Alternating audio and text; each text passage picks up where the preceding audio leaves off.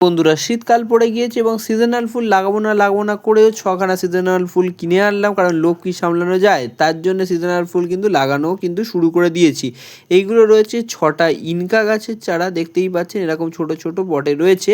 আমি ওই পিছনে থাকা যে টবগুলো রয়েছে ওতেই আমি বসাবো, তার জন্য আমি নিয়ে নিচ্ছি মাটি। একসাথে নেব পুরোপুরি যতটা পরিমাণ মাটি নিচ্ছি তার 4 ভাগ যদি মাটি নিই, 1 ভাগ কিন্তু ভার্মি কম্পোস্ট নেব, তার সাথে আমি 1 ভাগ পরিমাণ ভার্মি কম্পোস্টও কিন্তু ভালোভাবে মিশিয়ে দেবো। আপনারা এতে কোকোপিটও মেশাতে পারেন, কোকোপিট চাইলে আপনি মেশাতেই পারেন। আমি কোকোপিট মেশাবো না, আমি ভার্মি কম্পোস্ট দিয়ে দেবো। ভার্মি কম্পোস্ট দিয়ে দেওয়ার পরে টবে আস্তে আস্তে আমি সেইগুলোকে ফিল করব।